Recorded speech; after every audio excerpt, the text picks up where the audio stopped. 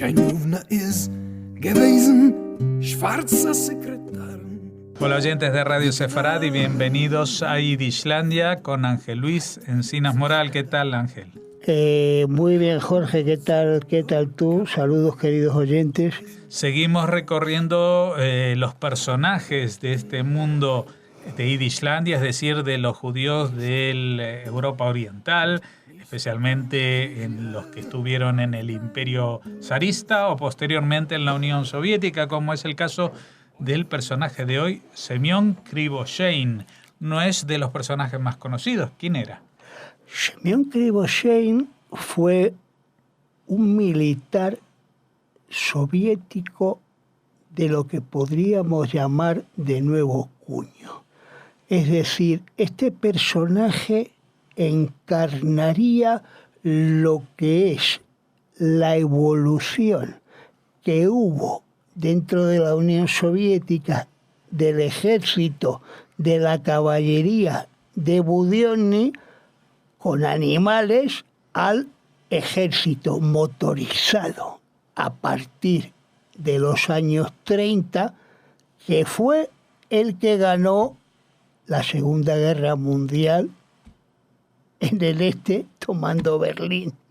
Entonces, evidentemente, es una figura cuya bibliografía lo que encarna es precisamente esa evolución. O sea, una evolución tecnológica. Tecnológica, de formación, de inteligencia. Es decir, Krivoshein, además, es curioso porque fue una figura bastante respetada por el propio Stalin. Curiosamente, es decir, un hombre que además se hizo a sí mismo y que creó una serie de innovaciones importantes dentro de la inteligencia militar soviética y dentro también de lo que es el arma de caballería moderna del ejército soviético en una primera... Transformada en tanques, supongo. Exacto, transformada en tanques, en vehículos motorizados, es decir, ya es otro tipo de caballería muy distinta. Sí, la caballería sin caballos. Exacto. Con caballos de fuerza.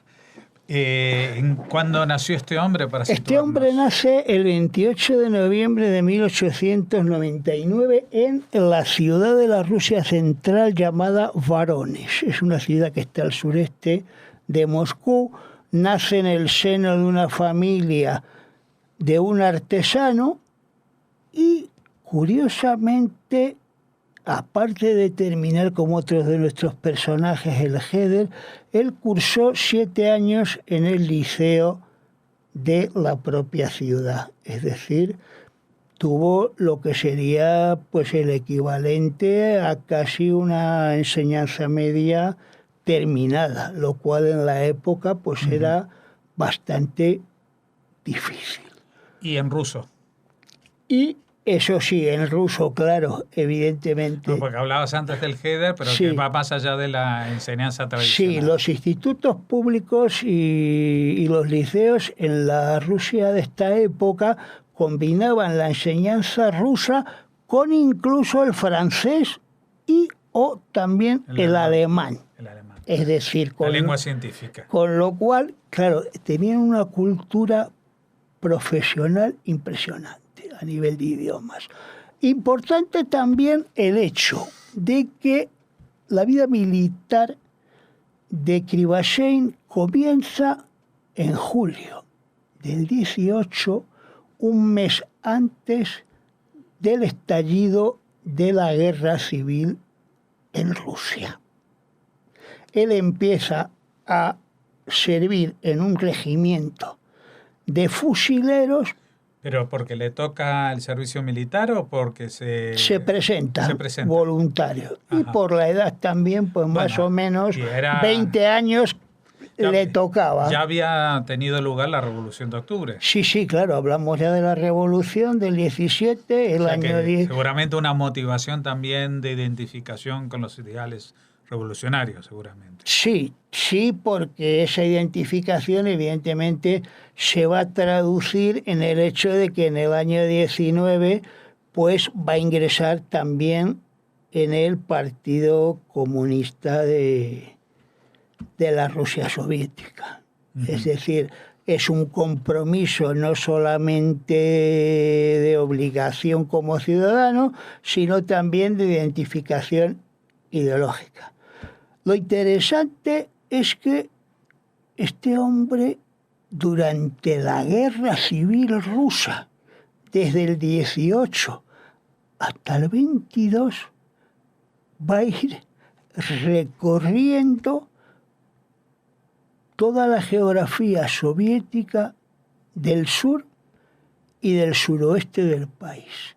Es decir, va a participar en los combates en Tsaritsyn, la actual está Volgogrado, antigua Stalingrado, va a combatir en Lugansk, en la zona ahora de Ucrania ocupada por los rusos en el 2014. La Ucrania Donetsk. La Ucrania de Donetsk, y también de una forma muy interesante va a participar en la campaña de contra Polonia en el frente sudoccidental, y vamos a empezar a mandar escuadrones durante la campaña de Crimea, que tiene dos fases, la lucha contra Denikin y luego ya la parte final contra las tropas del barón Wrangel, con lo cual Crimea ya queda liberada de la presencia de los blancos. Uh-huh.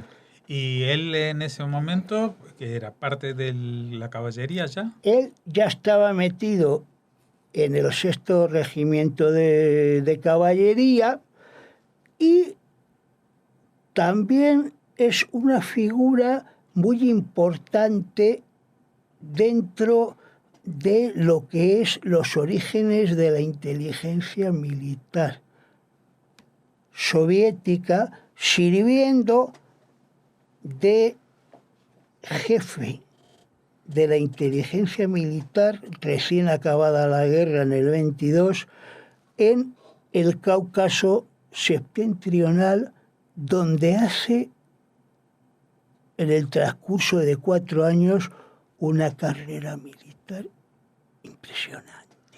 ¿Esa parte del Cáucaso que es Chechenia? Es el Cáucaso septentrional, pues sería la zona de Chechenia, Ingushetia, y lo que está lindando con la zona de Armenia. Krasnodar. Una zona problemática. Sí, una zona problemática, una zona conflictiva, y una zona que recién acabada la guerra civil en el 22 había salido resultante de un enfrentamiento civil con el Ejército Rojo y los gobiernos democráticos de Azerbaiyán, Armenia y también Georgia, que habían sido incorporados manos militares a la Unión Soviética tras el conflicto en diciembre del 22. Porque esos países habían logrado la independencia al final de la Primera Guerra Mundial. Exacto, en el 18 habían logrado la independencia. Duraron 3 telediarios como los países bálticos. Digamos. Igual. Uh-huh. Entonces, en ese sentido, lo interesante es que Krivoshein es enviado en el año 25 a la escuela de capacitación de mandos de Novocherkassk, se hace con la suboficialía de jefe como jefe de la primera brigada de caballería del Cáucaso Norte, y en un par de años es enviado a la Academia Frunze a Moscú. Es decir, está allí del 28 al 31. Frunze es como el West Point de Moscú, ¿no? Exacto, Frunze es West Point o Saint-Cyr en Francia. Entonces, en este sentido, Es la academia donde ha pasado toda la florinata del ejército soviético hasta nuestros días. Soviético y antes Ya. zarista también, ¿no? O sea, la academia. No, ¿No? el ejército zarista no era la Academia Frunze, porque Frunze había sido un militar que había participado en la guerra civil, Ah. luego murió o fue muerto por Stalin probablemente, Vale. que Entonces tenía era una miedo que academia le sí moviera. soviética. Sí, soviética. Entonces, lo interesante es que aquí Krivoshein se especializa en inteligencia militar dentro de la caballería, con lo cual en el año 35 nos lo encontramos en comisiones de servicio en Francia y Checoslovaquia, como consecuencia de las cuales, curiosamente, le conceden la Orden de la Estrella Roja. Y yo aquí me pregunto, de cara a nuestros lectores, ¿qué es lo que habría traído de información militar de esas dos comisiones de servicio para que le dieran Seguramente planos de aparatos de guerra. seguramente armamento moderno Sí. de última hora? Y tanto aparatos de armamento como también aviación. Tengo la impresión de que traería. Como consecuencia de ello, aparte de la medalla, en el año 36, en septiembre, lo encontramos en España. Todos estaban en España en el 36. Sí, pero es curioso porque Krivoshein no fue mandado obligatoriamente, sino que él se presentó voluntario para ir a España. Fue de los pocos que se presentaron voluntarios para ser escogido por el mando soviético. Entonces, es interesante porque aquí manda una brigada de tanques B-26 que tiene una especial importancia en la defensa de Madrid, donde Krivoshein trabaja con Malinowski, el futuro ministro de Defensa de la URSS después de la Segunda Guerra Mundial, y toma parte también, al parecer, en la batalla de Teruel, con lo cual nuestros lectores oyentes españoles pues ya tienen una referencia para buscar material en español sobre quién era este personaje Krivoshein. Curiosamente fue un militar muy valorado a su vuelta de España en el año 37, en mayo, porque Stalin le concedió nada más y nada menos que por las acciones de guerra en las que había participado en España, la Orden de Lenin, lo cual evidentemente eso era una novedad extraordinaria, es decir, creo que es el primer militar soviético que es condecorado con la Orden de Lenin por Stalin, y además también puedo afirmar que es el primer militar judío al que le dan la Orden de Lenin.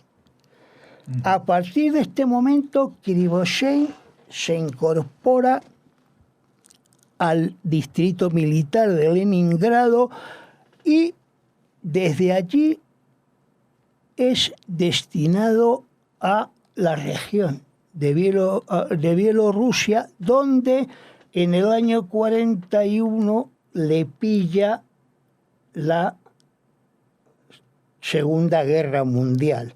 Previamente al estallido de la Guerra Mundial en Rusia, Krivoshein mandó una brigada de 256 tanques durante la Guerra de Finlandia.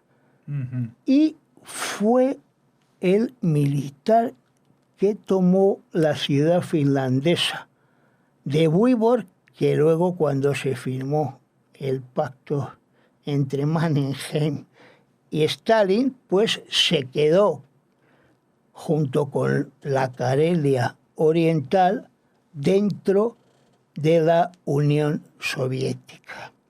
En Bielorrusia, Krivoshein organiza, por una parte, los ataques contra determinadas ciudades ocupadas por los alemanes y finalmente le tocó el defender la ciudad conocida ya nuestra de Magiliov, donde había estado en la Primera Guerra Mundial el tren del zar. Ujú. Y también durante la Segunda Guerra Mundial, Krivoshein participa de una forma muy importante en la batalla de Kursk, que como saben nuestros oyentes, es la mayor batalla de tanques de toda la historia. Krivoshein forma parte también de los cuerpos de ejército de tanques que liberan Bielorrusia.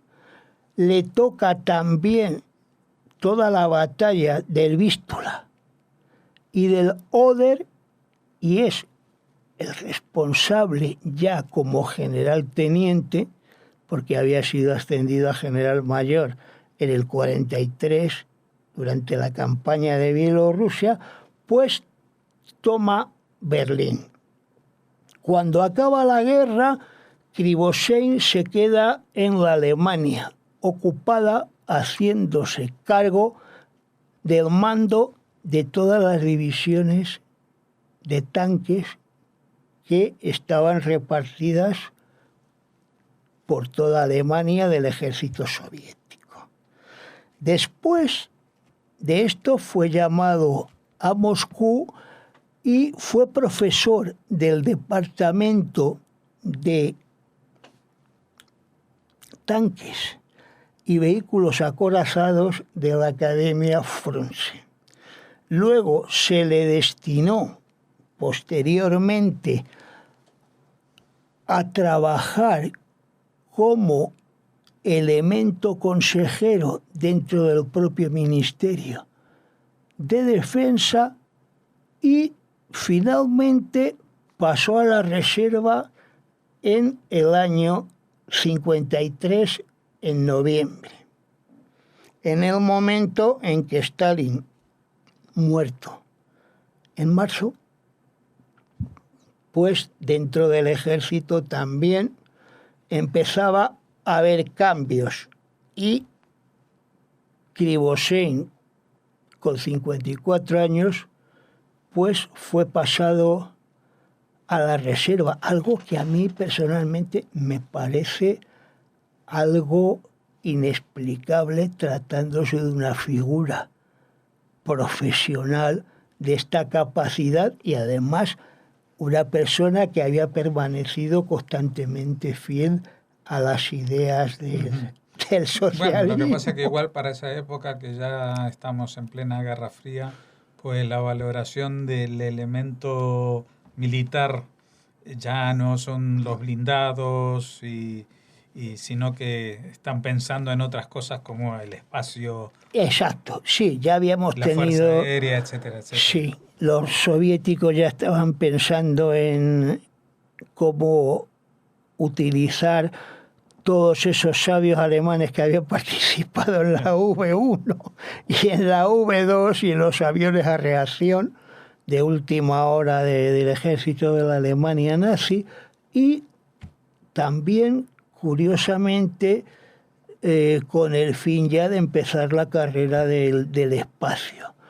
Krivoshein se retiró a la ciudad de Krasnogorsk, que es una ciudad a unos 20 kilómetros de Moscú, donde por cierto está uno de los mejores archivos cinematográficos y fotodocumentales, no solamente de la antigua Unión Soviética, sino del mundo, y allí escribió 4 libros de memorias, contando toda su trayectoria como militar. Es decir, no solamente había sido un gran profesional del ejército soviético, sino que además al final de su vida podríamos decir que se convirtió también en un intelectual actual de la propia naciente historia militar soviética posterior a la Segunda Guerra Mundial.